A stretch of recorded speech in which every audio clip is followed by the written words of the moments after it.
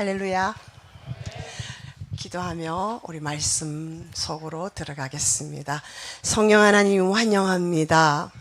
성령 하나님께서 이 시간 오셔서 우리의 굳은 마음을 제하시고 부드러운 마음을 주시사 하나님을 깨닫고 알게 하시며 믿고 순종하는 우리가 되게 하옵소서.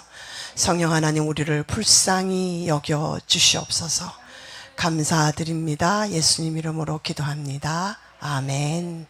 할렐루야. 여러분들 이런 목걸이 참 예쁘네요. 저는 없더라고요. 제 거는 따당했나 봐요. 저 따시켰나 봐요. 네. 오늘 말씀은 우리 지난주도 계속 우리 아합 왕 묵상하셨죠. 열왕기상 21장 말씀 전체입니다. 그래서 내용이 너무 많기 때문에 다 읽지 않고요. 제가 설명해 드리면서 이제 진행할까 합니다. 네. 제목은 기회를 놓치는 사람. 네. 정말 우리 기회를 놓치지 말자라는 간절한 마음에서 이 제목을 선택했습니다. 우리 좀 말씀 볼게요. 네, 우리가 지난주에는 19장 1절부터 8절까지 말씀을 묵상했고요. 그리고 그 내용은 우리 엘리야가 좌절했다가 하나님을 다시 만나는 장면까지, 시내산까지, 호렙산까지 도달하는 장면까지 했습니다. 이제 그 19장 9절 이하로부터는 엘리야가 하나님을 만나는데 지진도 아니고 막 강한 바람도 아니고 세미한 음성 가운데 하나님을 만납니다. 이 내용은 좀 오늘 내용과는 다르지만 여러분 하나님을 만나시는 거는요 막 요란스럽게 소리 지르고 막 그렇게 해서 만날 수도 있지만 대부분은 여러분이 조용히 하나님을 묵상할 때 여러분의 소리, 여러분들의 생각을 잠재우고 세상의 소리 잠재우고 정말 하나님을 깊이 묵상할 때 하나님의 음성이 들려요. 주로 말씀으로 많이 들으십시오. 여러분들 속에 말씀이 많이 들어가 있으면 하나님께 그 말씀을 여러분들에게 생각나게 하시는 거예요. 그것이 훈련되면 아주 바로 이제 하나님의 말씀을 주십니다. 놀라운 은혜예요. 예언의 은혜가 그렇게, 예언의 사역이 그렇게 시작됩니다, 여러분. 아무튼 세미한 음성 가운데서 하나님을 만났는데 하나님이 사명을 다시 확인시켜 줍니다. 엘리야의 사명은 굉장히 많았어요. 그리고 나머지 이제 사명을 하나님께서 확실하게 말씀해 주시는데 하사엘이 누구냐면 아람 사람이에요. 근데 이제 이 베나닷이 죽고 이제 하사엘을 왕으로 세울 거다라고 말하는 거예요. 그러니까 아람은 지금은 시리아 땅입니다. 시리아예요. 그래서 여러분 시리아 그러면은 아랍 민족들이죠. 이스라엘과 끝없이 전쟁하고 지금도 반목하고 있는 나라가 시리아예요. 아무튼 이 당시에도 이 하나님이 이제 그 하사엘을 왕으로 세워라. 너가 왕이 된다라고 예언하라는 기름 부으라는 거죠. 예후 이제 아합도 이제 죽으면 이제 아합의 아들 요람이 좀 나오다가 이제 예후가 이제 왕으로 등극시킨다는 거예요. 하나님의 계획이에요. 아직은 아합 왕이지만 그리고 그 아들 요람 혹은 여호람이 아들이 조금 통치하다가 예후를 하나님이 이스라엘 왕으로 내가 삼을 테니까 기름 부어라는 거예요. 그 다음에 이제 너의 제자 엘리사를 세우라는 거예요. 그렇게 말씀하시면서 엘리야에게 기운을 주십니다. 너는 너가 혼자 남았다고 생각하지만 아니야. 바알에게 무릎 꿇지 않는 7,000명의 사람들을 내가 남겨두고 있어. 힘내라 이거죠. 하나님 그렇게 말씀하십니다. 그래서 엘리야가 기운을 얻고 이제 20장으로 넘어갑니다. 그리고 이제 엘리야가 이 일을 행해요. 19장에서 다 행합니다. 그리고 20장에 넘어가면요. 베나닷이 이제 이스라엘을 침공하는데 두 번을 침공해요. 그런데 숫자적으로나 뭐 전략적으로나 북이스라엘이 밀리는 상황이에요. 그런데 하나님은 두 번을 다 승리하게 하시는 거예요. 그러면 아합 왕으로서는 감사하잖아요. 근데 감사했단 말이 한 단어도 나오지 않습니다. 그리고요, 결정적 실수를 하게 돼요. 첫 번째는 이제 베나닷이 돌아갔고, 두 번째는 베나닷을 거의 베나닷이 누굽니까? 아람 왕, 시리아 왕인데, 이 왕이 거의 이제 코너에 몰려서 숨었어요. 숨어 들어가 있는데 이제 잡아오기만 하면 되는 상황인데요, 이 베나닷이 와서 살려주세요 이렇게 하는 거예요. 우리가 이스라엘부터 빼앗은 은금 막 이런 걸 다 보물 다 돌려드릴게요. 그리고 우리 그 다메섹, 이 시리아의 수도가 다메섹, 지금으로는 다마스커스, 네. 거기에 당신의 대로를 만드세요. 당신 이름을 걸고 만드세요. 우리 강남에 가면 테헤란로가 있거든요. 그 테헤란과 우리가 이게 조약을 시작하면서 그 이름을 붙였어요. 누군가를 이제 높여줄 때 그런 걸 합니다. 아무튼 여기서 우리 다마스커스, 그 사마리아의 수도잖아요. 거기 와가지고 그 시리아의 수도잖아요. 거기 와가지고 길을 만드세요. 왕의 대로를 만드세요라고 막 이렇게 하면 꼬득입니다. 그러니까 이 아합이요, 오케이, 자기를 높여준다니까 너무 좋아하는 거예요. 그래가지고 조약을 맺고 살려 보냅니다. 이것이 20장 거의 마지막 부분이거든요. 그랬을 때 20장 이제 42절에 가서 선지자 무리의 한 사람이 나와요. 사람 이름은 등장하지 않습니다. 20장 42절 여러분 한번 읽어보실까요? 시작. 그가 왕께 이르되 내가 멸하기로 작정한 사람을 내 손으로 놓았은즉 내 목숨은 그의 목숨을 대신하고 내 백성은 그의 백성을 대신하리라 하셨나이다. 이스라엘 왕이 근심하고 답답하여. 네, 거기까지. 이스라엘 왕이 근심하고 답답하여는 개역개정의 번역이고, 마음이 상하여 화를 내면서는 새 번역이고요, 침울한 심정이 되어 돌아갔다라고 할 때는 공동 번역입니다. 이 세 구절의 번역을 조금씩은 다 다르지만 동일한 내용상에 있는 거죠. 그래서 하나님이 뭐라고 하시냐면, 내가 멸하기로 했대요. 베나닷을 내가 멸하기로 했잖아요. 그렇죠? 그래서 아까 그죠? 다른 사람을 핫사엘을 왕으로 기름 부어라 했단 말이에요. 이게 하나님의 계획이에요. 그런데 아합이 자기 마음대로 조약을 맺어서 돌려보내줬어요. 하나님 말씀하십니다. 내가 멸하기로 작정한 그 사람을 네 손으로 놓았기 때문에 네 목숨이 그 사람 목숨을 대신하고 너의 백성이 그들의 백성의 목숨을 대신한다. 청천벽력 같은 그런 말씀인데요. 여러분, 이 아합의 생각은 악해요. 그러니까 악한 사람이고 악하기 때문에 악한 생각밖에 할 수 없어요. 그 범위를 넘어갈 수가 없죠. 그래서 우리 잠언 14장 보겠습니다. 시작. 어떤 길은 사람이 네, 사람이 볼 때는요, 그래서 뭐 돌려준 거 도로 받고 뭐 길도 마련하고 이스라엘이 높아지면 좋겠지라고 생각하지만요, 여러분, 하나님이 기뻐하시지 않는 거예요. 사람이 눈으로 볼 때는 좋다라고 보암직도 하고 먹음직도 하고 탐스럽기도 한 거예요. 근데 필경은, 결국은 궁극적인 것은 사망의 길이라는 거예요. 여러분, 이 말씀 20장 42절 43절 말씀을 보시면서 생각나는 사람이 있죠. 사울 왕이 하나님의 아말렉 족속을 다 죽여라 그랬어요. 사람도 죽이고 가축도 죽이고 다 죽으라 그랬는데, 아말렉의 왕 아각을 살려주잖아요. 그리고 살진 송아지도 소도 살려놓고 하잖아요. 하나님이 기뻐하시지 않았습니다. 또 말씀이 있죠. 우리 여호수아의 아간, 여리고성을 점령하고 난 다음에 기뻐하는 가운데 이 유다 족속에 속한 아간이라는 사람이 하나님이 여리고성에 들어간 모든 것을 진멸시키라 그랬어요. 다 멸절시키라 그랬는데, 신할의 외투가 아주 보기 좋았나 봐요. 멋진 외투, 금 한 덩어리, 은 한 덩어리 200세겔짜리, 금은 50세겔짜리, 별로 크지도 않는 것을 가지고 와서 자기 장막에 숨겨 놓은 거예요. 그랬을 때 그 다음에 이제 아이성을 치는데, 아이성은 아주 여리고성에 비하면 정말 아무것도 아닌 성이에요. 근데 거기서 이스라엘이 패배하게 됩니다. 나중에 이제 하나님이 아간을 이제 범인으로 지목하시죠. 아무튼 여러분, 하나님이 아니다 한 것을 사람이 이다라고 말하면 이런 일이 생기는 거예요. 그러니까 여러분, 우리는 어떻게 해야 되겠어요? 우리가 어떤 일을 할 때 비록 그것이 하나님의 일이라 할지라도 반드시 하나님, 이것을 하는 것이 하나님의 뜻입니까? 하나님이 기뻐하십니까? 아닙니까? 물어보셔야 되겠죠.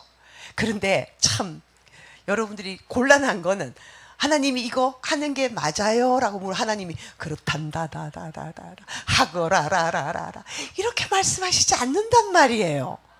그러면 저한테 이렇게 말, 목사님 저 기도했는데 하나님 아무 말씀 안 하세요. 저보고 어쩌라고요? 네, 그렇게 될 때가 많죠. 그런데 여러분이 계속 지속적으로 기도하면 여러분의 마음에 확신이 생겨요. 아, 이거는 하는 게 맞겠다. 아니면 누구를 통해서도 그런 의논을 했을 때, 정말 그 그리스도인이라면, 아, 집사님 그건 하는 게 좋겠어요. 권사님, 아, 그건 아닌 것 같은데요. 이런 답변이 나와요. 그리고 여러분들이 말씀 안에 있으면 하나님이 지혜를 주셔서 분별하게 하십니다. 반드시 100%다! 이렇게까지는 아니어도 여러분들의 마음에, 아, 이것은 하는 것이 좋겠구나. 아, 이렇게 해야 되겠다라는 마음이 평안해지면서 그런 결정이 내려져요. 그것이 하나님의 일하시는 방식입니다. 어떨 때는 정말 하나님 말씀으로도 주세요. 그래서 더 확신을 갖고 할 수 있죠. 근데 하나님이 여러분들에게 말씀을 주시려면 여러분들 마음속에, 머릿속에 말씀이 많이 들어가 있어야 돼요. 그쵸? 여러분들 이 중에서 아무리 북한에서 뭐 영어를 배우고 하지 않았다 하더라도 Thank you 모르는 사람이 있습니까? 아무도 없어요. 왜 그럴까요? 많이 들었기 때문에. Thank you는 아마 수천 번, 수만 번 들으셨을 거예요. 그래서 여러분들 속에 Thank you라는 그 단어가 머릿속에 있는 거예요. 그러니까 다른 사람, 미국 사람이 지나가면서 Thank you 하면 들리는 거예요. 오, 나 영어 들려. 왜? Thank you라는 단어를 여러분 수십 번 들었고 여러분들 머릿속에 그 단어가 있기 때문이에요. 성령님께서는 요한복음 14장에서 하나님의 말씀을 생각나게 해주고 깨닫게 해주고, 예, 그렇게 하시는 게 성령 하나님의 역사인데 여러분들 속에 말씀이 없어요. 그러니까 사탄이 생각을 넣어줘도, 우리 요한복음 13장에 사탄이 생각을 가룟 유다 속에 넣어줬거든요. 예수를 팔 생각을 넣어줬다 그랬어요. 근데 이것을 파쇄하지 않고 예수 이름을 떠나갈지다 뭐 이런 거 안 하고 계속 그걸 어떻게 하면 죽일까 고민하고 있는데 마가복음 13장 37절에서 사탄이 떡조각을 받은 후에 사탄이 가룟 유다의 마음속에 들어갔더라요. 들어갔다는 얘기는 장악했다는 얘기예요. 컨트롤 했다는 얘기예요. 그러면 더 이상 가룟 유다의 이 이성이 작동하지 않습니다. 사단이 여러분들의 생각을 잡으면 우리의 이성이 작동하지 않습니다. 하나님이 주시는 것. 그러니까 그 전에 생각을 넣어줄 때 어떻게 해라? 파쇄해야 되는 거예요. 예수 이름으로 떠나갈지어다. 반드시 100% 떠나갑니다, 여러분. 제가 경험을 많이 해봤어요. 한두 번 해갖고 안 되면 10번, 20번, 100번이고 하세요. 100번까지 안 갑니다. 10번만 해도 갑니다. 떠나갑니다, 여러분. 여러분들에게 하나님이 권세를 주셨어요. 마가복음 16장에서 뱀과 전갈을 밟는 권세를 주시고요. 아멘. 그러므로 여러분들 그걸 사용하셔야 돼요. 그냥 무기력하게 내가 뭐 아무것도 할 수가 없는데. 예, 우리는 아무것도 할 수 없어요. 우리 지난주에 바로 그 엘리야를 봤잖아요. 아무것도 할 수 없는 게 정상이에요. 그러면 우리는 하나님의 이름으로, 예수의 이름으로 나아가는 거예요. 다윗이 골리앗을 맞으러 갔어. 나는 칼과 단창으로 너한테 나아갈 수, 나는 만군의 여호와 하나님의 이름으로 너에게 나아가노라 했을 때, 물맷돈 딱 던졌을 때 딱 박혔어요. 그게 어떻게 거기 박힙니까? 생각을 해보세요. 그건 불가능해요. 아무리 다윗이 그런 연습을 많이 하고 목동을 했다 하더라도. 네, 우연히라는 것은 없습니다. 어쩌다가라는 없어요. 아무튼 그래서 지금 이제 아합은 결정타를 지금 맞은 거예요. 결정적인 실수를 했습니다. 자, 그리고 난 다음에 이제 21장으로 넘어간 오늘 말씀 주제입니다. 그 후에, 그러니까 하나님이 사람으로부터 책망을 받은 후죠.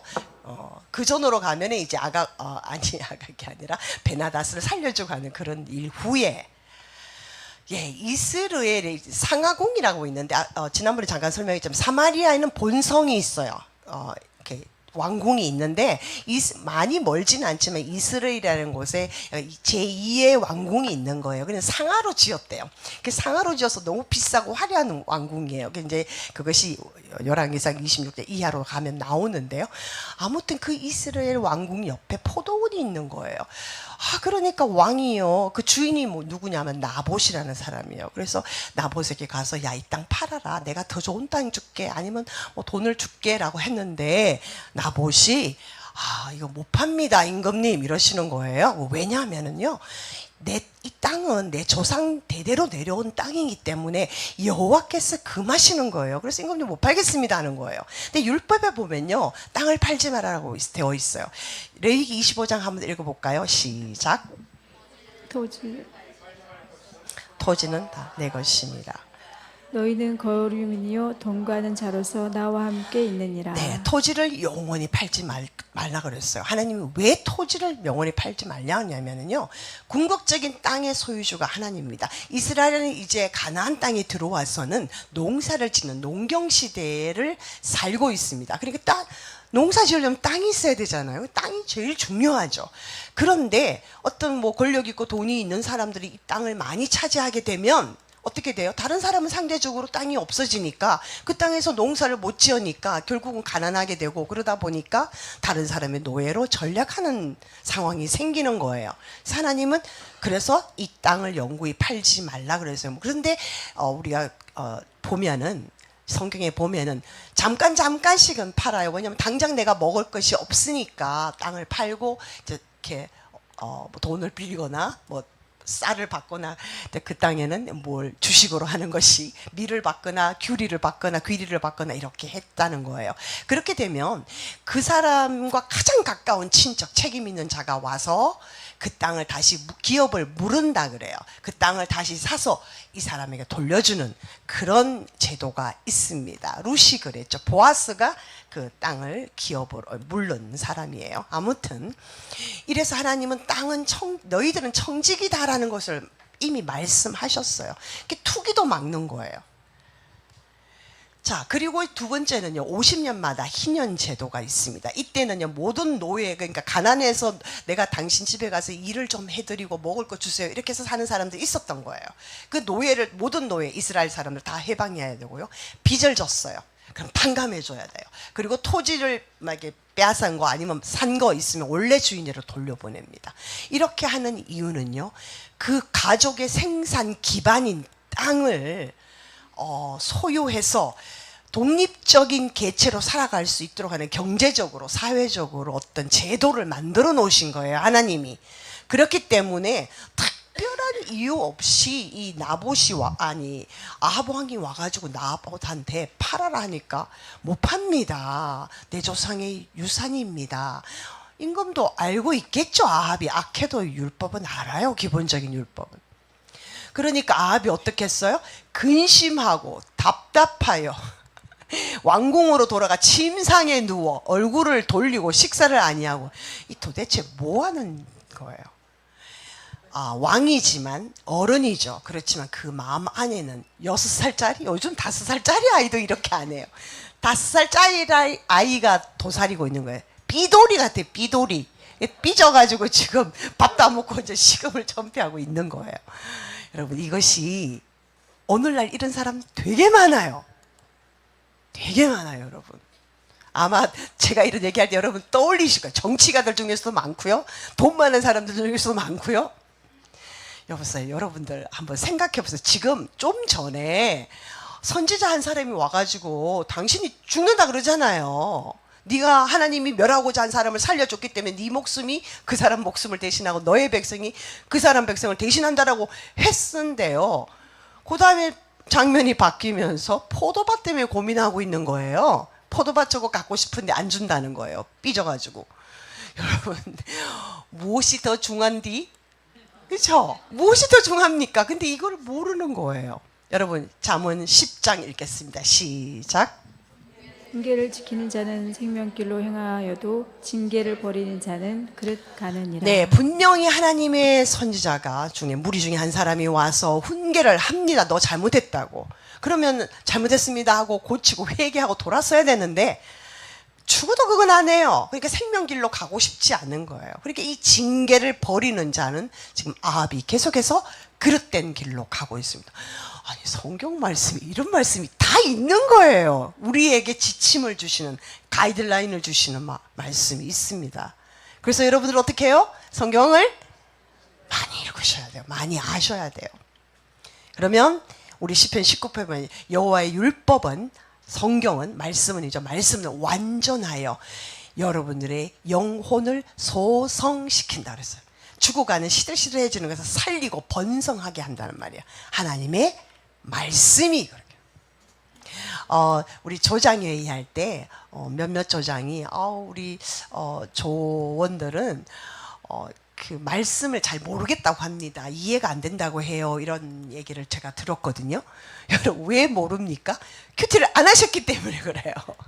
이거 한국말이에요. 물론 어떤 거는 조금 해석이 좀 잘 안 되는 그런 부분도 있지만요. 여러분들이 성경을 모르기 때문에, 안 읽기 때문에. 근데 제가 뭐 아무 성경 66권 중에 오늘 예배는 내 마음대로 어디 뭐 저기 아가스에서 하겠습니다. 요한계시록에 하겠습니다. 이렇게 하는 게 아니잖아요. 큐티 책자가 나가고 매일매일 그 책자를 중심으로 큐티를 하면, 말씀을 읽고 여러분 묵상을 하게 되면 머릿속에 그 내용은 남아 있어야 돼요. 그렇죠? 그런데 이해가 안 됩니다 하면 무슨 말이에요? 나 말씀 안 읽어요. 그거를 본인이 입으로 스스로 네, 하고 있는 거예요. 여러분 훈계를 지키십시오. 그 길이 생명의 길로 간다는 거예요. 아멘. 여기서 훈계는 말씀이에요. 자, 그래서 이 나합이 참 찌질이구나, 이런 걸 알 수가 있습니다. 와우, 정말 이런 사람이요. 답이 없어요. 노답입니다. 노답. 자, 5절에 그러니까 아내가 와가지고 아이고 왜 그러시냐고. 그러니까 여차해서 내가 지금 화가 났다, 이렇게 6절에서 하는 거. 뭐 별로 내용이 없어요 여기는. 그러니까 이세벨이 말합니다. 아이고 왜 그러십니까? 당신이 왕인데요. 당신이 이스라엘 왕인데 당신이 제일 높지 않습니까? 이 얘기예요. 그러니까 밥 먹고 즐기세요. 내가, 여기서 뭐야? 내가가 제일 먼저나 그 다음 문장에 왕께 포도원을 주겠다는 거예요. 내가 주겠다는 거예요. 이세벨이. 하나님이 금하신, 파는 것을 금하신 그 땅을 무선수로 이세벨이 주겠습니까? 어떻게 줄 수 있을까요? 방법은 딱 하나, 불법적으로 하는 거죠. 여기서 벌써 드리리라 하면 요 이세벨이 무슨 꼼수를 부리겠구나, 여러분 딱 감이 오셔야 되는 거예요. 이세벨이 굉장히 교만합니다. 내가 주겠다는 거예요. 이것이 마귀가 하는 전략입니다, 여러분. 오늘 말씀은 이거 이세벨과 아합의 왕의 얘기구나. 재밌네. 이놈이 이렇게 했구나. 이렇게로 끝나는 말씀이 아니에요. 오늘 여러분들에게 어떻게 마귀가 이세벨에게 이렇게 행할 수 있는 믿음을 줬는지요. 속이고 모함에 속였잖아요. 거짓말했잖아요. 그죠? 앞으로 볼게요. 모함했습니다. 빼앗고 그리고 죽였습니다. 자, 여러분 8장, 요한복음 8장 읽겠습니다. 시작. 너희는 너희 아비 마귀에게서 났으니 너희 아비의 욕심대로 너희도 행하고자 하느니라. 그는 처음부터 살인한 자요 진리가 그 속에 없으므로 진리에 서지 못하고 거짓을 말할 때마다 제 것으로 말하나니 이는 그가 거짓말쟁이요 거짓의 아비가 되었습니다. 마귀의 가장 기본적인 속성이고 가장 강력한 무기는 거짓말이에요. 창세기에 하와한테 가서 거짓말했죠. 오늘날 많은 사람들이 한 입으로 여러 말을, 두 말 하면 그나마 다행이에요. 네, 아주 거짓말을 능숙하게 합니다. 속여요. 미혹시킵니다. 사람들 거짓말로 얘기를 하니까 순진한 사람들은 그렇구나 이렇게 아는 거예요. 요한복음 10장에서도 말합니다. 도둑, 여기서는 마귀죠. 마귀는 도둑질하고 죽이고 멸망시키고, 이것이 마귀의 목적입니다. 여러분 마귀의 정체가 이거라는 거예요. 기본적으로 마귀가 뭐 어떻게 하고, 이건 둘째치고 차원이 다른 거. 가장 기본은 속이고 거짓말합니다. 미혹시키는 거예요. 여러분들 이것을 굉장히 조심해야 되고, 또한 우리 입에서 거짓말을 하지 않도록 하는 것이 가장 중요합니다. 뭐 물건 하나를 누가 줬어요, 받았어요. 그래놓고 나중에 안 받은 사람 또 손들어가 또 받아. 거짓이에요, 아니에요? 이거 간단한 작은 거예요, 그죠? 요 정도야 이렇게 생각할 수 있는 거지만 아니에요. 나 받았어요 라고 얘기를 하셔야 되는 거예요. 요게 작은 건데요, 요것이 이제 나를 야금야금 요 정도는 거짓말해도 괜찮아, 여러분들 그렇게 파고드는 통로를 여러분들이 열어주시는 거예요. 은행에 가서 ATM기에 돈을 뽑았는데 10만 원을 뽑았는데 12만 원이 나왔어. 따라 나왔어. 저 그런 적은 한 번도 없었지만 예를 들어서 그래요. 그러면 어떻게 해요? 2만 원 하나님 주셨나 보다. 이거예요? In my pocket? 이에요, 아니에요? 아니, 뭐 그런 거 목사님 뭐 그런 유치한 걸 물어보세요. 예, 그런데 여러분 당해보세요. 2만 원이 그냥 온 거예요.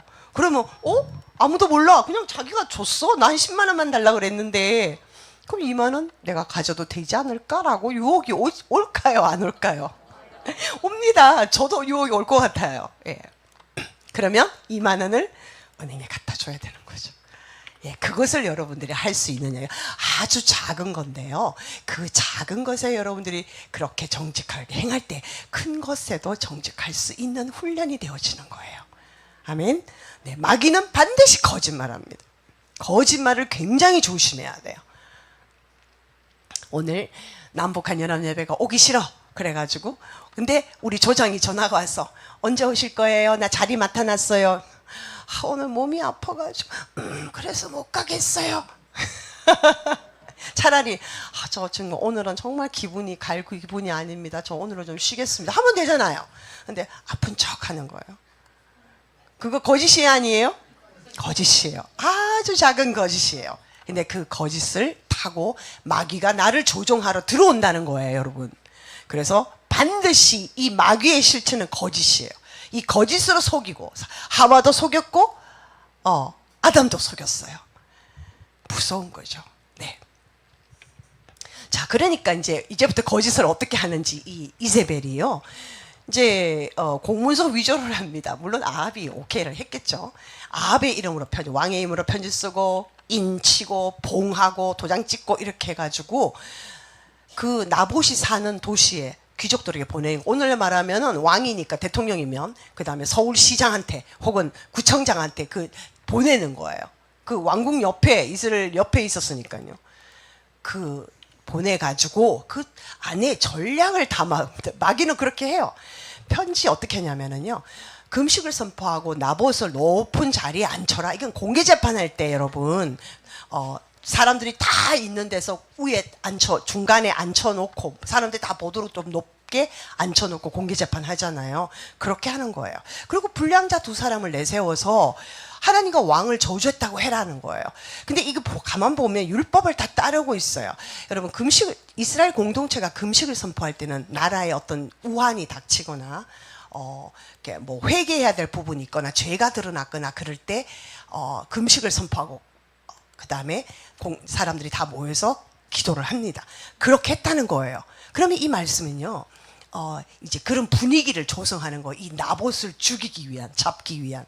자, 그 다음에 2사람을 증인으로 세웠어요. 이거는 신명기 말씀의 2증인법에서 사람을 재판하고 죽일 때 굉장히 큰 일이잖아요. 그러니까 정인이 반드시 있어야 되는데 한 사람이 아니고 2사람 이상이어야 된다, 그렇게 말하고 있어요. 근데 보면 율법을 다 지키는 것 같아요.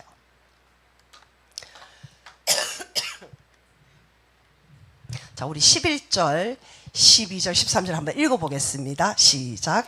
그의 성읍 사람 곧 그의 성읍에 사는 장로와 귀족들이 이세벨의 지시 곧 그가 자기들에게 보낸 편지에 쓴 대로 하여 금식을 선포하고 나봇을 백성 가운데 높이 앉히매, 때에 불량자 2사람이 들어와 그의 앞에 앉고 백성 앞에서 나봇에게 대하여 증언을 하여 이르기를 나봇이 하나님과 왕을 저주하였다 하매, 무리가 그를 성읍 밖으로 끌고 나가서 돌로 쳐 죽이고. 네, 오늘날에도 권력에 편성하는 사람들 여러분 너무 많이 보죠. 너무 많이 만납니다. 무고한 사람을 죽여요.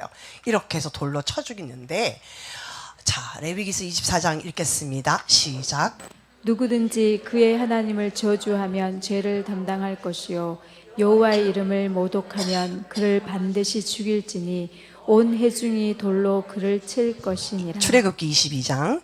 백성의 지도자를 저주하지 말지니라. 네, 하나님의 말씀에 이 말씀이 있는 거예요. 하나님을 저주하면 죄 반드시 돌로 쳐 죽여라는 말씀. 여기뿐만 아니라 다른 데도 있어요. 그리고 22장 28절에는 앞에는 재판장을 모독하지 말라라고 나와 있어요. 그리고 백성의 지도자를 저주하지 말지니라. 자, 하나님의 율법의 말씀에 이것이 나와 있습니다. 그러니까 요 죄목을 붙여서 돌로 쳐 죽인 거예요. 13절에. 참 교묘하죠. 마귀는 참 교묘하게 일을 합니다. 그럴싸하게요. 자, 그런데 여러분, 자, 레위기 말씀과 출애굽기 22장 말씀을 두고 볼 때 선한 지도자는 우리가 뭐하러 욕을 하겠습니까? 악하니까 우리가 욕을 하죠. 참 이게 딜레마입니다. 여러분, 오늘날 우리도 이런 일을 맞닥뜨리고 보고 겪을 때 우리 입에서 그냥 저주를 하고 싶은 마음이 굴뚝같이까지 올라옵니다. 잘 알죠. 우리 기도할 때 우리 기도 멤버 중에 우리 권사님이 막 속이 상해갖고 막 그렇게 하시거든요. 충분히 100% 200% 이해가 됩니다. 그런데 우리가 말씀으로 돌아가 볼게요. 마태복음 5장 읽겠습니다. 시작. 또 눈은 눈으로 이는 이로 갚으라 하였다는 것을 너희가 들었으나 나는 너희에게 이르노니 악한 자를 대적하지 말라. 누구든지 내 오른뺨을 치거든 왼편도 돌려대며. 로마서 말씀 시작. 내 사랑하는 자들아 너희가 친히 원수를 갚지 말고 하나님의 진노하심에 맡기라. 기록되었으되 원수 갚는 것이 내게 있으니 내가 갚으리라고 주께서 말씀하시니라. 네, 이 두 말씀 전부 다해서 보면은 원수는 네가 갚지 말라는 거예요. 악한 자를 대적하지 말라는 거예요. 우리는 대적할 힘도 없지만 그래도 그냥 못하니까 그냥 입으로라도 저주를 하게 되는 경우가 많잖아요. 근데 하지 말라고 하시는 거예요. 그러면서 어떻게 저주하고 싶을 때 오히려 하나님 앞에 하나님, 저 사람이 이렇게 합니다. 저 사람이 이렇게 나쁜 짓을 합니다. 저 사람이 이렇게 악한 법을 만듭니다. 라고 하나님 앞에 올려드리는 거예요. 하나님은 아시죠? 물론. 그렇지만 우리는 하나님 앞에 기도해야 되는 거예요. 그게 우리의 영역이죠. 우리는 기도하고 하나님은 이루시는 거예요. 그러므로 우리는 하나님 앞에 이 사실을 다 올려드려야 돼요. 여러분들 그러니까 많이 알아셔야 되겠죠. 많이 하나님 이렇게 합니다. 어제는 이랬대요. 하나님 오늘은 이랬대요. 또 이런 법이 밤사이에 또 만들어졌대요. 이런 법이 또 청원으로 올라왔대요. 여러분 다 알으셔야 돼요.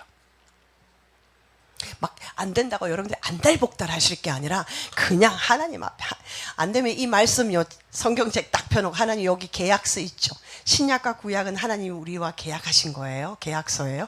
계약서 올려놓고 하나님이 진노함에 맡기라 그러셨죠. 하나님 맡아주세요라고 그냥 계약서 디미리 놓고 하나님 앞에 기도하셔야 돼요. 이건 안 된다고 어제도 했고 1년 전에 되고 2년 전에도 안 된 내 기도 안 들으시나 보다 이렇게 낙심할 것이 아니라 하나님 앞에 다 일러 바치라는 거예요. 아까 아합이 이세벨한테 다 일러 바쳤잖아요. 그 일러 바치는 거는 잘하더라고요. 자, 그래서 하나님 앞에 다 올려드리라는 거예요. 이것이 하나님이 원하시는 거예요. 근데 왜 하나님이 이렇게 하실까요?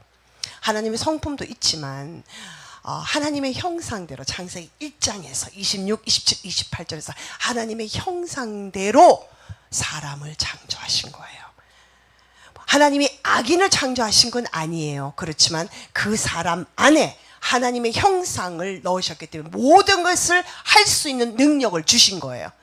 너는 인간이니까 피조물이니까 죄 짓는 걸 못해 라고 빼버렸다면 AI 로봇이죠. 입력한 대로 나오는 거는 로봇이에요. 인격체가 아니죠. 하나님은 죄 지을 수 있는 능력까지도 그 안에 포함되어 있는 거예요. 하나님의 형상. 그래서 이 사람도 하나님의 아합도 하나님의 형상으로 지음을 받은 사람이에요. 근본적으로. 그렇죠? 자, 그래서 이제 이렇게 돌로 쳤죠. 그리고 14절에 이제 넘어가서 아이고 나봇이 죽은 거예요. 이 소식을 들은 거예요. 그러니까는 뭐라 그래요? 15절 끝에서요. 자, 이제 나봇이 죽었으니 당신이 내려가서 포도원을 차지하소서. 그게 뺐었다는 거예요. 차지하란 말은요. 이제 비었으니 주인이 없으니 차지하세요. 그랬더니 16절 한번 볼까요? 나봇이 죽었다 함을 듣고 곧바로 일어난 거예요. 벌떡 일어났다 이 말이에요. 참 정말 그러면서 나봇의 포도원을 차지하러 그리로 내려갔다. 그러니까 주인이 없게 만들어 주니까, 죽여서 빼앗으니까 자기가 차지하러 간 거예요. 자, 이제 하나님이 나서실 차례입니다. 하나님이 이것을 방관하지 않습니다. 여러분, 욥기서 26장 6절 한번 읽어볼까요? 시작. 하늘 앞에서도 소울도 벗은 몸으로 드러나며 멸망도 가름이 없습니다. 이 말은 뭐예요? 하나님 앞에서 고람되어, 하나님 앞에서는요, 스올, 지옥도요, 지옥도 벗은 몸으로 다 드러나고 멸망도 가림이 없이 다 훤히 다 드러나는, 하나님은 모든 것을 아신다는 거예요. 전지하시다는 거예요. 그러니까 이 하나님이 이제 다 보신 거예요. 그러면서 엘리야한테 말씀을 하십니다. 18절에서 너는 내려가서 아방을 만나러 가라라고 하는 거예요. 자, 아합은 지금 잠언 20장 말씀에 걸렸습니다. 우리 한번 읽어볼까요? 시작. 우리는 그의 입에 모래가 가득하게 되리라. 우리 잠언에 재밌는 말씀 많아요. 속이고 취한 음식, 쉽게 말하면 빼앗고 내 마음대로 이렇게 불법적으로 가진 것들은 맛이 좋은 듯 하지만 나중에는 먹고 나면 어떻게? 입안에 모래가 가득하는 거죠. 그리고요, 또 다른 말씀에는 몰래 훔친 떡이 더 맛있다, 그런 말씀들, 잠언에 참 재밌는 말씀이 많아요. 그런데 정말 우리 실상에서 많이 볼 수 있는 말씀들이에요. 지금 아합은 이 잠언 20장의 말씀에 걸렸습니다. 차지하러 이제 내려갔어요. 그러니까 이제 하나님의 심판을 엘리야가 선포합니다. 여호와의 말씀이 네가 죽이고 또 빼앗았느냐, 이렇게 번역이 되어 있는데요. 이게 히브리 원어에는 너가 너가 죽였다, 그리고 심지어 빼앗았다, 이렇게 되어 있어요. 죽인 것뿐만 아니라 거기서 더해서 빼앗았다까지, 죄가 더 겹치는 거죠. 그러면서 말씀하기를 개들이 나봇의 피를 핥은 곳에서 개들이 네 피, 즉 아합의 피도 핥으리라. 하나님의 심판이 땅 선포되었습니다. 자, 엘리야가 아합한테 말합니다. 당신 자신을 팔았다, 이 말은요, 죄에 팔았다는 거예요. 선에게 파는 것이 아니라 죄에게 네 자신을 팔았기 때문에 네가 죄의 노예가 되어서 여호와 보시기에 악을 행했다, 그 말씀이에요. 그래서 왜 네가 이런 심판을 받는지를 설명을 해줍니다. 그러면서 21절에요, 더 이제 이 재앙이 더 확대됩니다. 내가 재앙을 네게 내려 너를 쓸어버리는데, 누구를 쓸어버리? 다 멸절된 사람이 누구예요? 여로보암이죠. 1대 왕. 바사 3대 왕, 이 다 멸절시켰습니다. 여로보암의 집을 바사가 멸절시켰고 바사의 집을 시므리가 멸절시켰습니다. 그래서 다 싹도 안 남겼다 그러시죠. 그리고 이세벨에 대해서도 개들이 너를 먹는다, 공중의 새가 밖에 버려지면 공중의 새가 먹는다, 하나님 동일한 저주의 선포를 하십니다. 엘리야를 통해서. 자, 그렇게 하셨기 때문에 이제 아합이 또 와서 그 말을 이제 전해주는데요. 네가 이렇게 한 데는 너의 아내 이세벨이 충동하였다라는 거예요. 쉽게 말하면 꼬드겼다, 이 말이죠. 충동하였다. 그래가지고 이 아합 왕이 우상에게 복종하여 심히 가정하게 행하였다라는 거예요. 그러니까 하나님은 여기서도 우상을 싫어하십니다. 그러니까 하나님이 왜 그토록 우상을 싫어하시냐는 거예요. 우리가 우상을 하나님 싫어하신다 다 알지만 한 번 더 살펴보겠습니다. 신명기 4장 읽겠습니다. 시작. 너희는 스스로 삼가 너희 하나님 여호와께서 너희와 세우신 언약을 잊지 말고 네 하나님 여호와께서 금하신 어떤 형상의 우상도 조각하지 말라.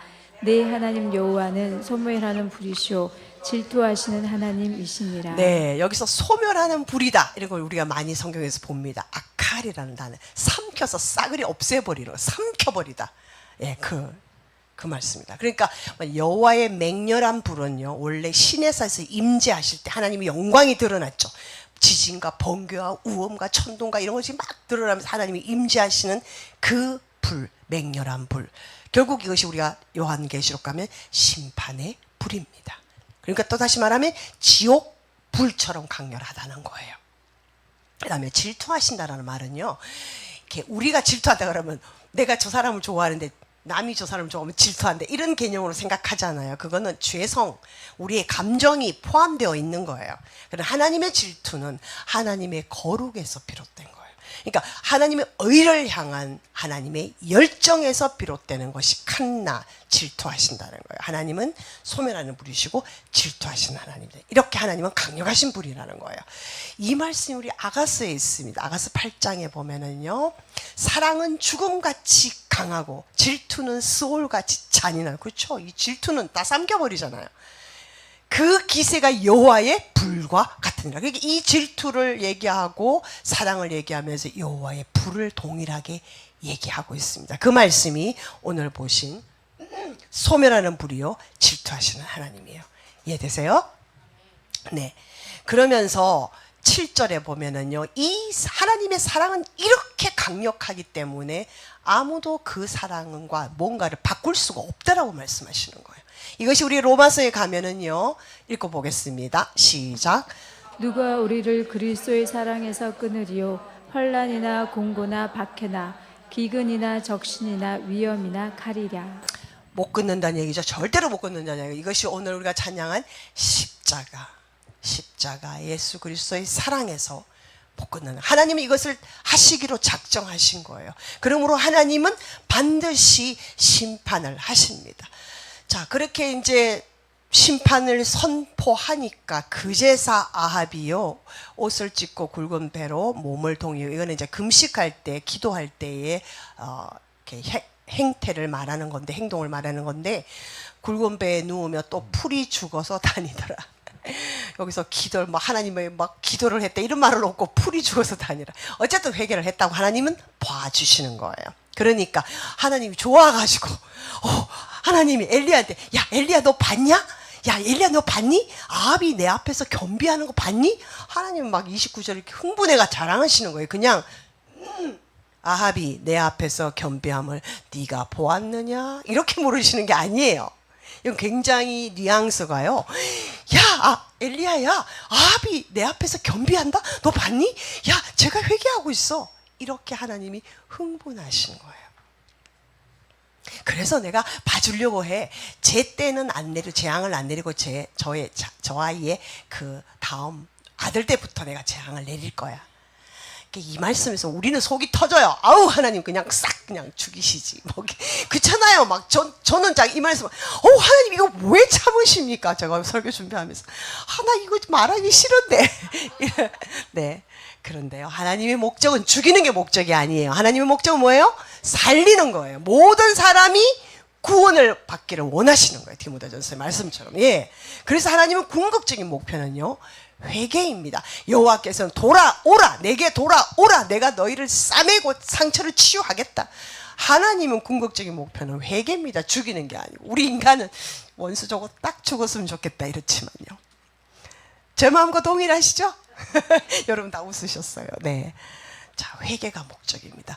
그래서 하나님은요, 그렇지만 하나님은 벌을 그냥 간과하시는 분이 아닙니다. 우리 열왕기상 이제 우리 21장, 22장에 넘어가면요, 한 사람이 이제 싸움이 일어나서 갔는데 아람과 싸움이 시작됐습니다. 이스라엘 왕의 갑옷슬기를 무심코 활을 당겼는데 이 병사는 누군지 모르고 그냥 활을 당긴 거예요. 왜냐면 옷을 바꿔 입고 갔잖아요. 그렇기 때문에 왕인 줄 몰랐어요. 그리고 활을 당겼는데 그 맞은 사람이 이스라엘 왕 아합인 거예요. 솔기, 갑옷을 다 입었는데 그 솔기 사이를 이 활이 뚫고 갈 확률이 여러분 얼마일까요? 예, 바닷가의 모래사장에서 바늘 찾는 확률입니다. 어떻게 해필 그 사람의 솔기를 맞추는데 그것이 솔기와 솔기 사이를 뚫고 갔다는 얘기예요. 이게 무심코 하는데 절대로 우연은 아닙니다. 하나님이 그 사이를 비집고 가도록 조준을 하신 거죠. 이 병사의 활을. 그리고 이제 그날이 막 엄청나게 이제 전쟁이 맹렬했기 때문에, 자, 왕이 맞았어요. 피해서 나가야 되는데 나갈 수가 없는 거예요. 사람들이 둘러싸여 있기 때문에. 그래서 그냥 그러다가 죽었어요, 저녁에. 그래서 38절에 보면요, 이제 죽었으니까 장사는 지내지만 그 병거나 왕이 탔던 이런 거를 씻어야 되잖아요. 개들이 그의 피를 핥았다. 여호와께서 하신 말씀과 같이 되었더라. 근데 거기는 창기들이 목욕하는 곳이다. 그러니까 아주 멸시하는 곳이죠. 멸시하는 곳입니다. 그곳에 개들이 핥았다는 거예요, 피를. 그리고 이거는 이제 아합에 내린 심판이에요. 근데 이제 왕하에 가면, 열왕기 하에 가면은요, 이제 예후가 이제 다음 자기 왕이죠. 아니, 이게 요람, 이 아합의 아들 요람 말고, 요람은 여호람이라고도 할 수 있습니다. 그래서 이 예후가 이제 다시 반역을 일으키잖아요. 그때 예후가 힘을 다하여 활을 당기니까 이 요람의 두 팔 사이를 쏘니까 화살이 그의 염통을 뚫고 나오며 엎어졌다 그랬어요. 그래가지고 어떻게 25절 보세요. 시체를 가져다 이스라엘 사람 나봇의 밭에 던지라 그런 거예요. 네가 기록하냐. 여호와께서 이같이 그의 일을 예언하셨다. 하나님이 이렇게 하시겠다는 거예요. 반드시 이룹니다. 왜? 아합이 회개는 했어요. 그렇지만은 아합이 회개하고 난 다음에 3년 동안은 아람과의 전쟁이 없다가 이제 아람과의 전쟁을 다시 시작하게 된 거예요. 그때 하나님이 아합이 죽도록 하신 거예요. 그러니까 진정한 사함은 아니었던 거죠. 그러니까 하나님이 아합의 왕의 그 악함을 간과하시지 않으셨다는 겁니다. 그런데 왜 하나님이 그러면 견디시고 참으셨나? 출애굽기 34장이 모세를 하나님 만나시면서 하신 말씀, 여호와라 여호와라 그는 자비롭고 은혜롭고 노하기를 더디하시고 인자와 긍휼이 인자와 진실이 많은 하나님이라. 이 말씀이 시편 86편에도 민수기 14장에도 노하기를 더디하시고 노하기를 더디하시고 노하기를 더디하시고 반복해서 나오는 이 말씀의 의미는 뭡니까? 하나님은 끝까지 돌아오기를 참으신다는 거예요. 그러면요, 지금 김정은이가 회개하고 돌아온다면 하나님이 참으시겠다는 거예요. 하나님 봐주시겠다는 거예요. 진정으로 회개하고 돌아온다면.